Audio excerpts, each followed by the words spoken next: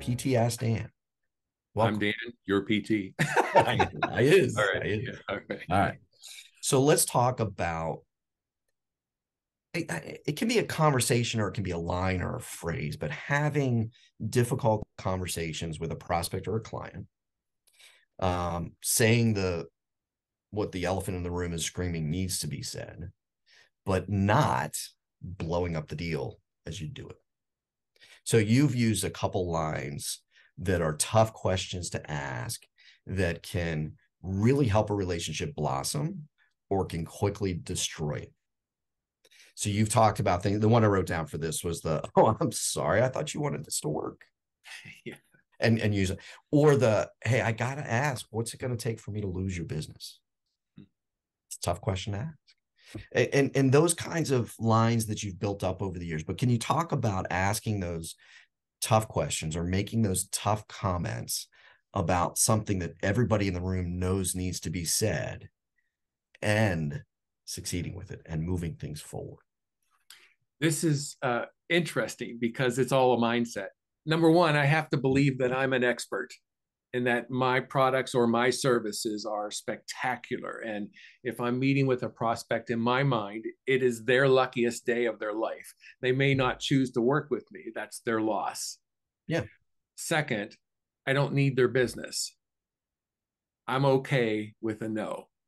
And if I have those two mindsets, it's amazing how different a sales call will go. And I'll give you an example that really changed the way I sell. So this was probably 15 years ago. I was meeting with a dad and his daughter. The daughter was, I don't know, mid 40s. The dad was 70s. And the dad was looking at transferring his business to her. And they were meeting with me to potentially look at using Sandler for sales training. And throughout the meeting, I was talking to the daughter. I could not get her to just see anything at all that she's at fault. She needs improvement, blah, blah, blah. And she was telling me what kind of sales training she wanted and how it was to look. And I know that doesn't work. And I ended the meeting with, this is not going to work. It's a no. I said no to her. Mm. And it was interesting as we were leaving, he hands me a folded up note and says, look at this after we've left. I'm like, okay. So they leave the door, and I open up the note, and Yeah. inside it says, if Dan is worth anything, he'll say no. Wow. And I wish I had kept that note, but I'm a minimalist. I threw it away at some point. But here's what I'm getting at. We all want to be liked. And so we do all these things to get liked. Throw that out. Sales is not about being liked, it's about being respected.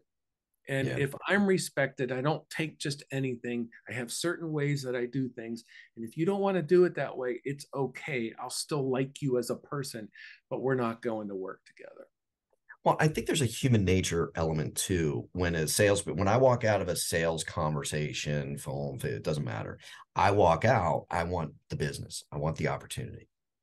And early on in my career, you take anything because you're trying to survive. But then there was a phase for me where I went through and I started compromising to keep the deal. Mm-hmm. And it took me a while to figure out that compromising was really hurting me. And I just needed to stick to my guns like you just described. But that's really hard to do. It's Gotta be really, honest. It's really hard to do. And as much as we talk about the upfront contract and are you comfortable saying no to me? Are you okay if I say no to you? All that kind of stuff. How often do people really say no versus how often they really should? I mean, the salesperson, mm-hmm. where they should just walk away from the deal, just say no. Nancy Reagan, move on. And they have a really hard time doing it. They just do. I get it. But here's the thing. I mean, most of us are not friends with our dentist or our True. optometrist or our family doctor, True. but we go to them, we like them, but we go to them because they're the expert. They Yes. tell us what needs to be fixed, and then we decide if we want to have it fixed or not. Well, and I think where you were going to is they tell us what we need to hear, whether we want to hear it or not. Bingo. That's And the isn't crux. and isn't that our role? If we are really the experts and we have Yeah. the magic dust, should we Yeah. not be stating to prospects what they must hear, not what they want to hear? Yes.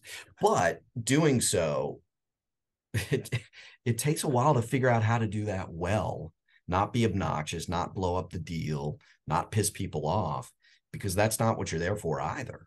So I mean, we talked about using that phrase of, I'm sorry, I thought you wanted this to work.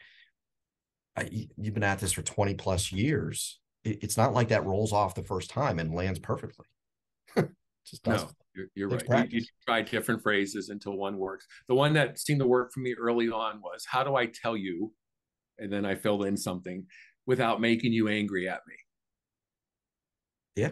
That's How a do I great tell you that was example. a stupid comment you just said without making you really ticked at me and want to throw me out? Yeah. Well, but I think that goes back to the art of sales is you just laughed at your own comment, and that's what the vast majority of prospects would do. You make that comment, they're going to smile, they're going to chuckle, and they're going to be like, all right. Yep. I see it. And I see it. Because when you say it that way, they go, all right, I see it now, usually. Or they kick you out. I've never been thrown out of an office. Never. No, Nope. office. Why is that a surprise to you? I think every salesperson that's been out a long time has been thrown out by somebody. I've never been thrown out of one. Maybe All you right. have. All right, get All out of here. I'll see you later. right. See you tomorrow. All right, goodbye.